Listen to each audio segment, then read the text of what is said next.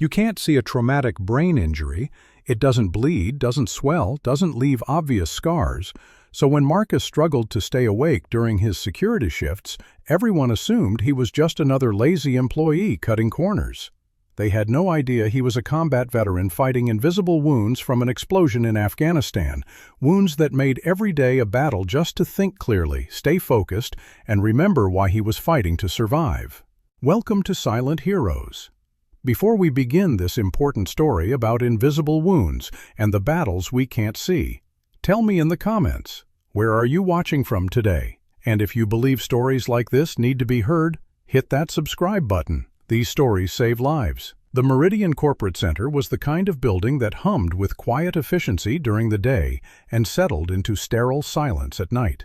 37 floors of glass and steel, housing everything from accounting firms to tech startups, all secured by a small team of overnight guards who walked empty hallways and monitored cameras showing nothing more exciting than janitors emptying trash bins. Marcus Rodriguez had been working the graveyard shift for 6 months, and in that time he had developed a reputation. Not the kind of reputation you want in security work, the kind that gets whispered about in break rooms and noted in personnel files with increasing concern. He fell asleep. Not once, not twice, but regularly, consistently, predictably. The other guards noticed first. During their hourly radio checks, Marcus would sometimes not respond immediately. They'd find him in a chair, head tilted back, eyes closed, completely unaware of his surroundings. A gentle shake would wake him, and he'd apologize profusely, looking genuinely confused about how it had happened. "Just tired," he'd say. "Won't happen again." But it did happen again, and again. The day shift supervisor, Janet Mills, started getting complaints from the cleaning crew. They'd arrive at 5 a.m. to find Marcus asleep at the main desk, the security monitors cycling through their cameras while no one watched. The night janitor, Carlos, mentioned that he'd seen the guard dozing in various locations throughout the building, sometimes in a chair, sometimes standing up, leaning against a wall. "It's not normal tired," Carlos told Janet. "It's like he just shuts off, like someone unplugged him."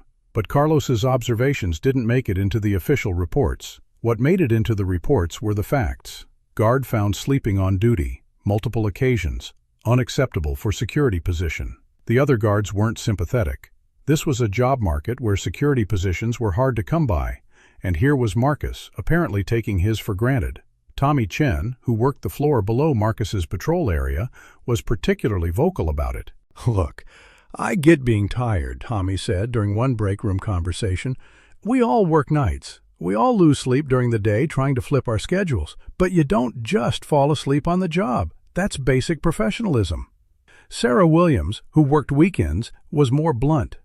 "He's making us all look bad. Management's going to crack down on everyone because one guy can't stay awake. I've got kids to feed. I can't afford to lose this job because someone else is lazy."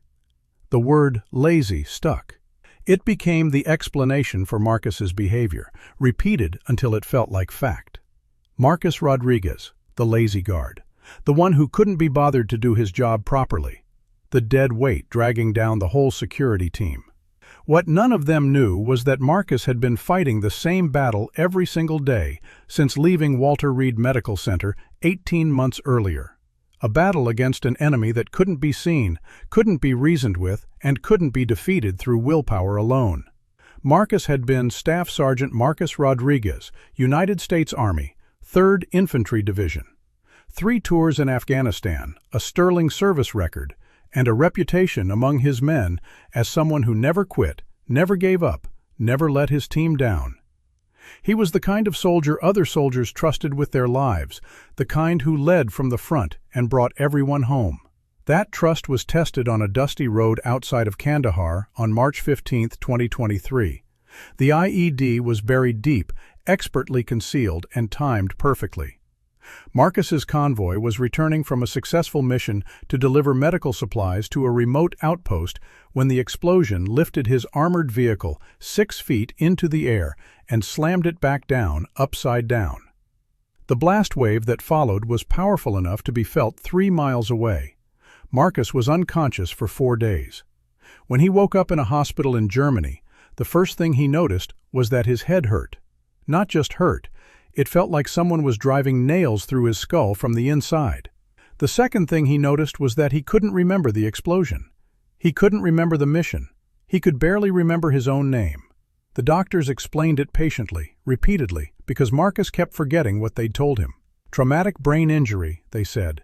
TBI. The blast had rattled his brain inside his skull, causing microscopic tears in neural pathways, disrupting the delicate chemistry that controlled everything from memory to motor function to sleep-wake cycles. Think of it like a computer that's been dropped, one neurologist explained. The hardware looks fine from the outside, but the internal connections are damaged. Some programs run normally, others crash without warning, and some functions that used to be automatic now require constant conscious effort. Marcus underwent months of rehabilitation. Cognitive therapy, physical therapy, occupational therapy. He relearned how to focus on tasks, how to manage his emotions, how to compensate for memory problems that could make him forget conversations minutes after they ended.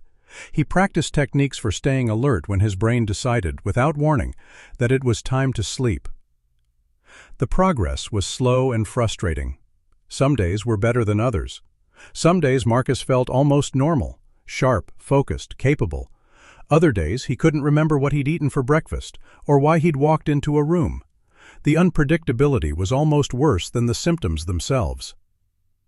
The doctors were optimistic but realistic. TBI recovery is a marathon, not a sprint, his primary physician told him. Some people recover completely. Others learn to manage their symptoms and live full, productive lives. The key is finding work and environments that accommodate your new normal. But Marcus didn't want a new normal. He wanted his old life back.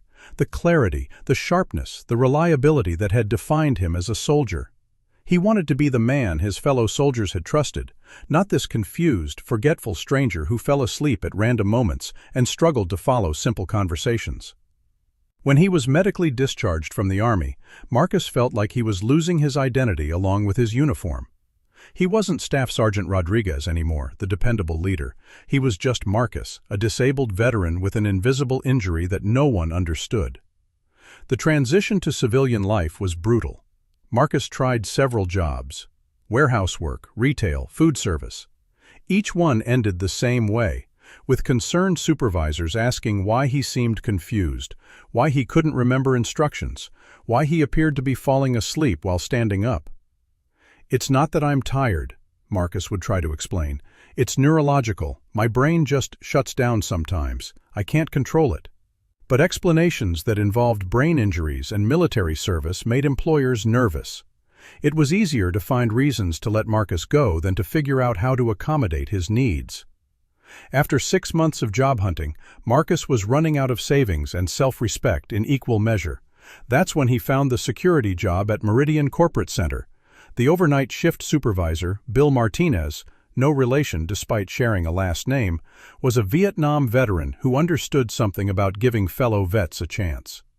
"Look," Bill said during the interview, "this isn't rocket science. You walk the floors, check doors, watch monitors. Most nights nothing happens. You think you can handle that?" Marcus thought he could. He needed to believe he could. For the first month, things went relatively well. Marcus's TBI symptoms were more manageable during certain periods, and the job requirements were within his capabilities most of the time. He memorized his patrol routes, learned the building layout, and developed systems to help him remember important procedures. But as the novelty wore off and the routine settled in, the symptoms became harder to hide. The sudden onset sleepiness, a common symptom of TBI that neurologists call pathological fatigue, would hit him without warning. One moment he'd be alert and focused. The next moment he'd be struggling to keep his eyes open despite feeling wide awake just minutes before. Marcus tried everything he could think of: coffee, energy drinks, cold showers before his shift. He set alarms on his phone to go off every 15 minutes. He walked constantly, even when he was supposed to be monitoring the desk. He pinched himself, splashed cold water on his face, did jumping jacks in empty hallways. Sometimes these strategies worked, sometimes they didn't. And when they didn't work, Marcus would wake up to find a coworker shaking his shoulder, looking frustrated and disappointed. The worst part was the shame. Marcus knew how it looked. He knew what people were thinking. He'd had the same thoughts about other people before his injury.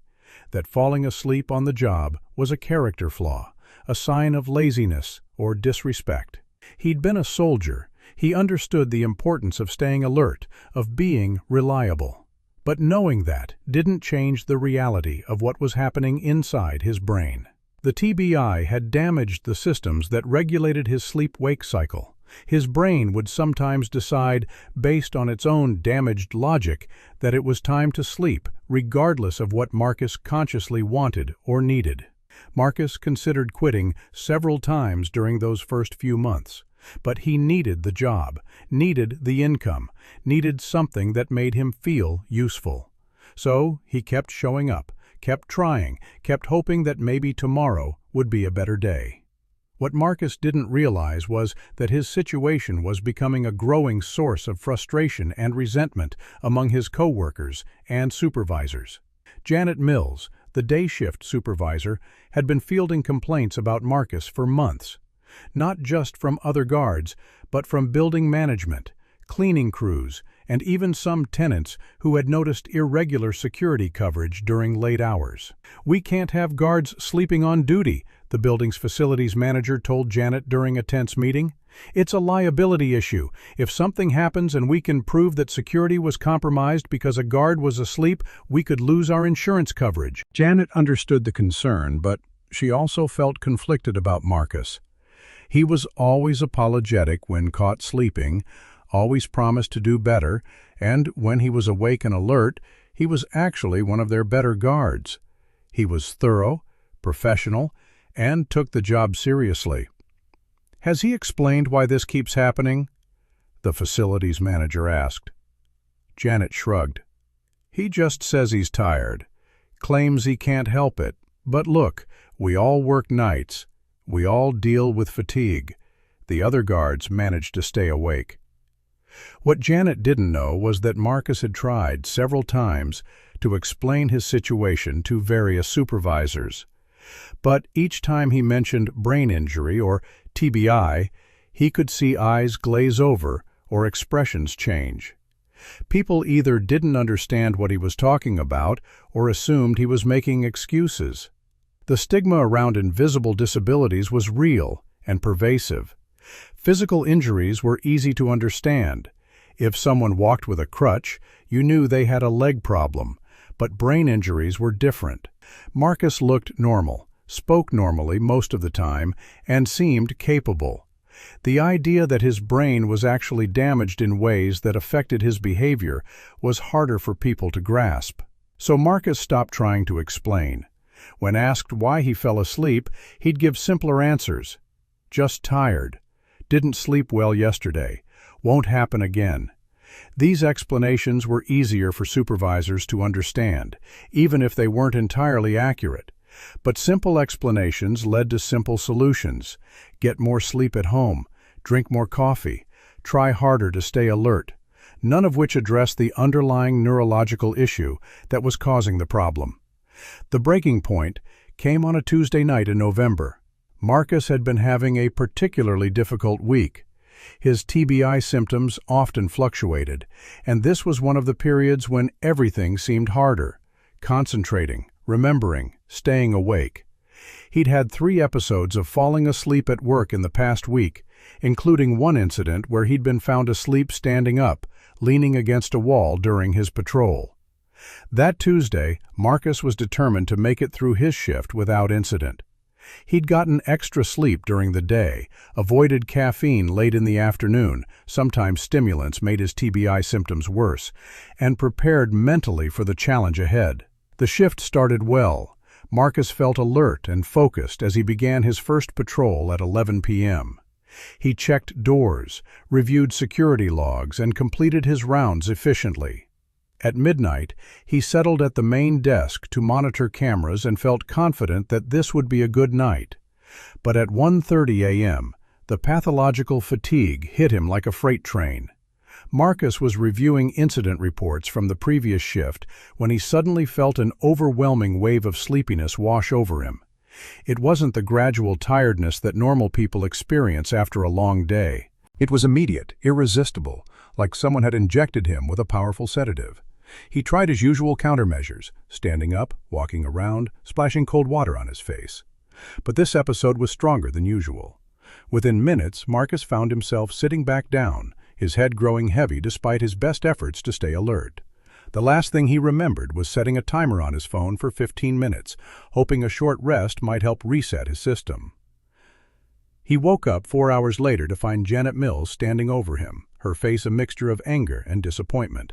It was 6 a.m., nearly the end of his shift, and Marcus had been unconscious at his post for most of the night. "Marcus," Janet said, her voice cold and professional, "we need to talk." Marcus looked around, disoriented and confused. The lobby was still dark, but he could see cleaning crews working on upper floors through the bank of monitors. His phone showed 17 missed calls from the overnight supervisor, who had been trying to reach him for his hourly check-ins. I set an alarm," Marcus said weakly. "I was just going to rest for 15 minutes. "Marcus, you've been asleep for 4 hours. The building could have burned down and you wouldn't have known." Marcus felt the familiar shame wash over him, followed by a crushing sense of defeat. He'd tried so hard to make this work, had fought against his own brain every night for months. But the brain injury was winning, and now he was out of chances. "I'm going to have to write this up," Janet continued. "Corporate is going to want to terminate you. I'm sorry, but I can't protect you anymore." Marcus nodded, unable to speak. He understood. From Janet's perspective, from everyone's perspective, he was an unreliable employee who couldn't do the basic requirements of his job. The fact that he had a medical condition that made those requirements nearly impossible wasn't something that registered in the world of corporate liability and insurance concerns. The termination meeting was scheduled for Friday afternoon. Marcus spent the 3 days between knowing he was about to lose his job again, about to face the humiliation of another failure, another employer who couldn't work with his limitations. But on Thursday evening, something unexpected happened that would change everything. Dr. Sarah Chen, no relation to Tommy Chen, the security guard, was working late in her office on the 23rd floor. Dr. Chen was a neuropsychologist who specialized in traumatic brain injuries, and she was reviewing case files for a research project on TBI recovery outcomes. She had been working at her desk since 7 p.m., completely absorbed in her research, when she realized she needed to use the restroom. As she walked down the hallway, she could see the security desk in the lobby 23 floors below through the floor-to-ceiling windows that ran along one side of the building. What she saw made her stop in her tracks. The security guard was slumped over at his desk, clearly asleep. But something about his posture, the way his body had collapsed, looked familiar to Dr. Chen. She had seen that exact same position hundreds of times in her work with TBI patients. The sudden, complete shutdown that came with pathological fatigue. Dr. Chen had worked with enough brain injury patients to recognize the difference between someone who had chosen to fall asleep and someone whose brain had simply stopped cooperating. The guard's position wasn't the relaxed slump of someone who had dozed off. It was the collapsed posture of someone whose neurological systems had suddenly shut down. Curious and concerned, Dr. Chen took the elevator down to the lobby. Marcus was still unconscious when Dr. Chen approached the security desk. She didn't wake him immediately. Instead, she observed him carefully, noting the rapid eye movements that indicated REM sleep, the way his breathing was deep and regular, the complete stillness that suggested he wasn't going to wake up easily. These were all signs consistent with the sleep disturbances that often accompanied traumatic brain injury. Dr. Chen gently shook Marcus's shoulder. It took several attempts to wake him, another indicator that this wasn't normal tiredness. When Marcus finally opened his eyes, he looked confused and disoriented, classic signs of someone awakening from the deep, sudden sleep episodes that TBI patients experienced. "I'm sorry," Marcus said immediately, recognizing that he'd been caught sleeping again. "I don't know what happened. I was just going to rest for a minute." But Dr. Chen wasn't interested in apologies. She was interested in symptoms. "Can I ask you something?" she said gently. How long have you been experiencing these sudden sleep episodes? Marcus looked confused by the question. What do you mean? The way you were sleeping just now, that's not normal fatigue. Have you ever been evaluated for a traumatic brain injury? The question hit Marcus like a physical blow. No one had ever asked him that before. No one had ever looked at his behavior and seen it as a medical symptom rather than a character flaw. I was diagnosed with TBI after a blast in Afghanistan, Marcus said quietly, but I thought I was managing it okay. Dr. Chen sat down across from Marcus, her expression serious but kind. Can you tell me about your symptoms? For the first time in months, Marcus felt safe enough to be honest about what he was experiencing. He told Dr. Chen about the sudden sleep episodes, the memory problems, the difficulty concentrating, the way his brain would sometimes just shut down without warning. Dr. Chen listened carefully, asking detailed questions about the frequency and duration of his symptoms, his medical history, and his current treatment plan. Marcus, she said finally, what you're describing sounds like unmanaged TBI symptoms. The sleep episodes in particular, those aren't something you can control through willpower or caffeine. That's your brain's damaged sleep-wake regulation system malfunctioning. Marcus felt tears welling up in his eyes. So I'm not lazy? No, Dr. Chen said firmly. You're not lazy. You're a brain injury survivor dealing with neurological symptoms that require medical management, not moral judgment. Dr. Chen explained that pathological fatigue was one of the most misunderstood aspects of traumatic brain injury. Unlike normal tiredness, which could be overcome with rest or stimulants, pathological fatigue was caused by the brain's inability to properly regulate sleep-wake cycles. It could strike suddenly, without warning, and was often resistant to the usual remedies for tiredness. The fact that you've been working at all, trying to push through these symptoms, shows incredible determination, Dr. Chen told Marcus. Most people with unmanaged TBI, this severe, wouldn't be able to hold down any job. Marcus had never thought about his situation that way.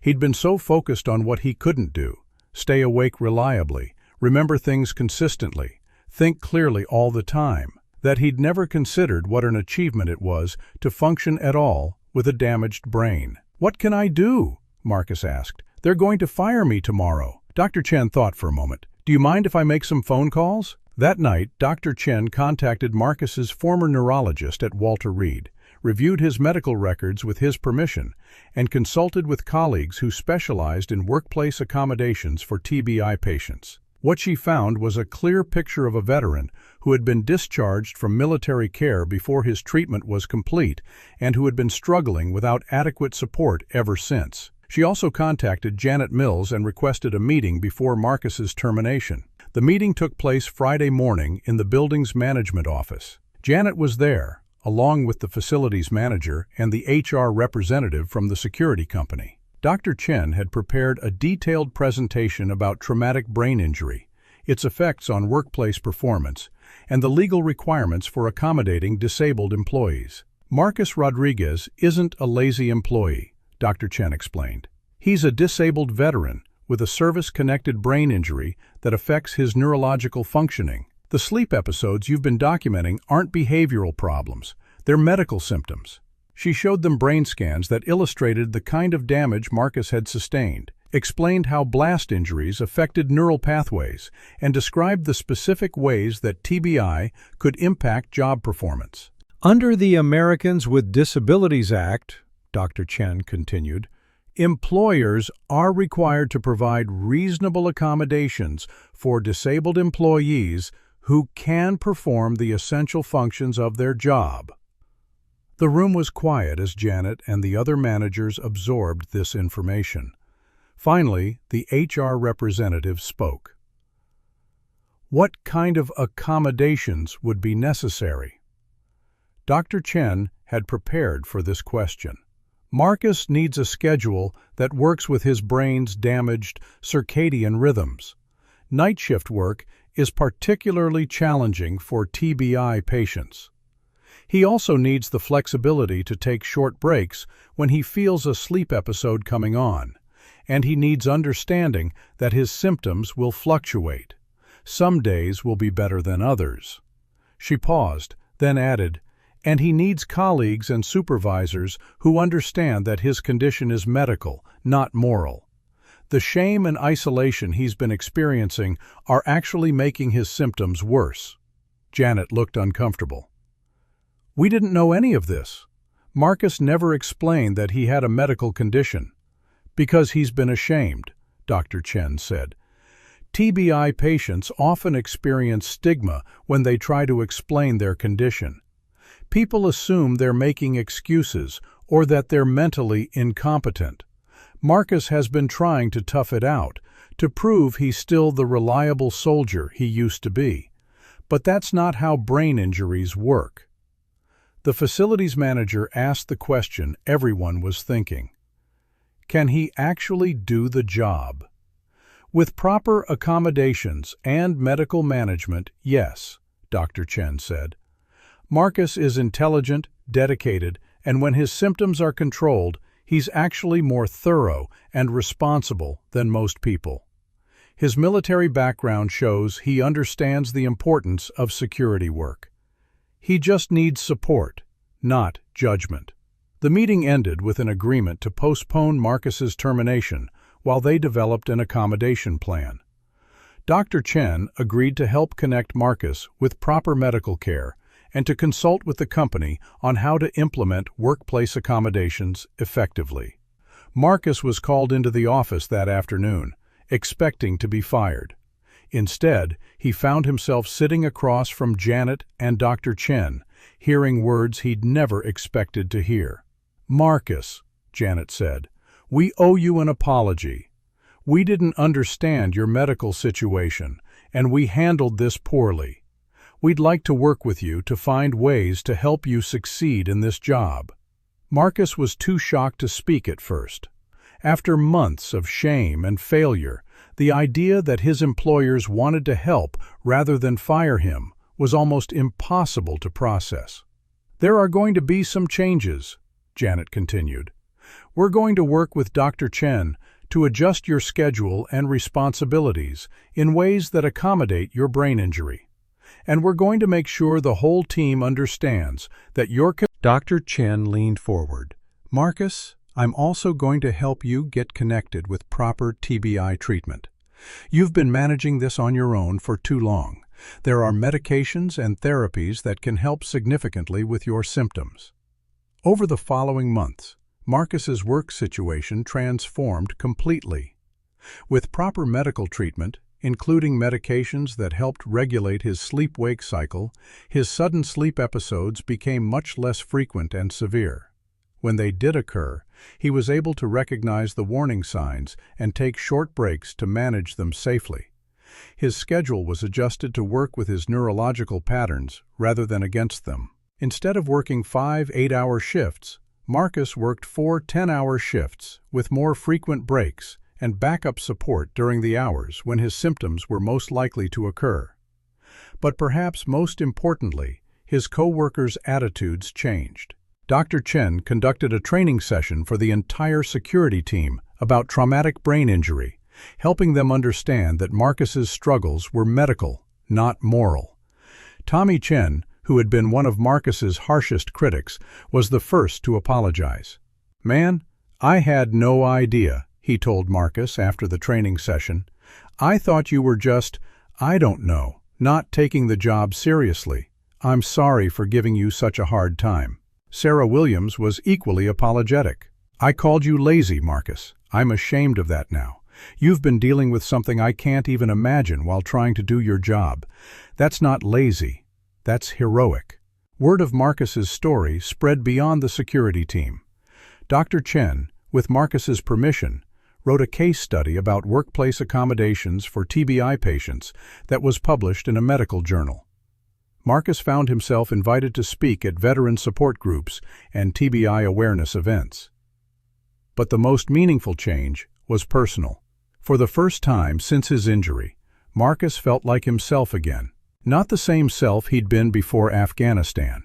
That person was gone forever. But a new self who understood his limitations, had support for his struggles, and could contribute meaningfully to his workplace and community. 6 months after nearly being fired for sleeping on the job, Marcus received a commendation from building management for his exemplary service. He had helped prevent 2 break-in attempts, assisted with medical emergencies, and become a mentor for other veterans dealing with invisible disabilities. The commendation ceremony was small, just the building's management team, the security staff, and Dr. Chen. But for Marcus, it represented something much larger, the recognition that his worth wasn't determined by his limitations, but by his contributions. During his brief acceptance speech, Marcus said something that would be remembered long after the ceremony ended. "For a long time, I thought I was broken," he said. "I thought the blast in Afghanistan had taken away everything that made me who I was. But I learned something important. Being wounded doesn't make you worthless. Having limitations doesn't make you lazy. And needing help doesn't make you weak." He looked around the room at the people who had supported him through his darkest period. "I'm still the same person who served his country and protected his fellow soldiers. I'm just doing it differently now.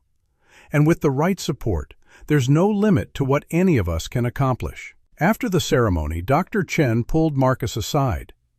"You know," she said, "you've become quite an advocate for TBI awareness.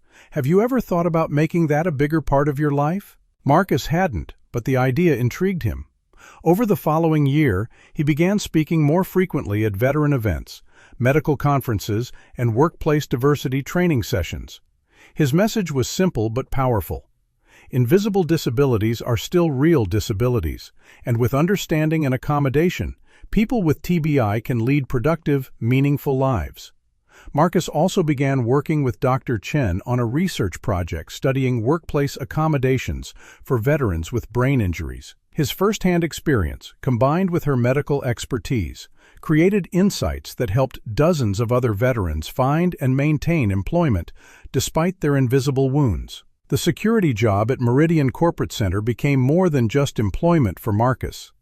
It became a platform for advocacy and education. He developed training materials for supervisors working with brain-injured employees, consulted with other companies on disability accommodation policies, and served as a mentor for veterans transitioning to civilian careers. But perhaps most importantly, Marcus learned to see his brain injury not as a source of shame, but as part of his story. The blast in Afghanistan had taken away some of his capabilities, but it had also given him unique insights into resilience, adaptation, and the importance of supporting others who face invisible challenges. 3 years after almost being fired for falling asleep on the job, Marcus was promoted to head of security training for the company that employed him. His job now included developing protocols for accommodating disabled employees and training supervisors to recognize the difference between performance problems and medical symptoms. The promotion ceremony was attended by dozens of veterans Marcus had helped, medical professionals he'd worked with, and employers who had implemented accommodation policies based on his recommendations. But the person who meant the most to Marcus was sitting in the front row, his former supervisor, Janet Mills, who had become one of his strongest supporters and advocates. In her introduction, Janet said something that captured the transformation everyone had witnessed. 3 years ago, I thought I was dealing with a problem employee. I was wrong. I was dealing with a wounded warrior who needed support, not judgment. Marcus taught all of us that the measure of a person isn't their limitations, it's what they do with the abilities they have. Marcus's story became a catalyst for broader changes in how the company and others dealt with invisible disabilities. But on a personal level, it represented something even more significant. The journey from shame to purpose, from isolation to community, from seeing himself as broken to understanding himself as uniquely qualified to help others facing similar challenges. The invisible wounds from that roadside bomb in Afghanistan would never fully heal. Marcus would always live with the effects of traumatic brain injury, the memory problems, the sleep disturbances, the cognitive challenges that made some days harder than others.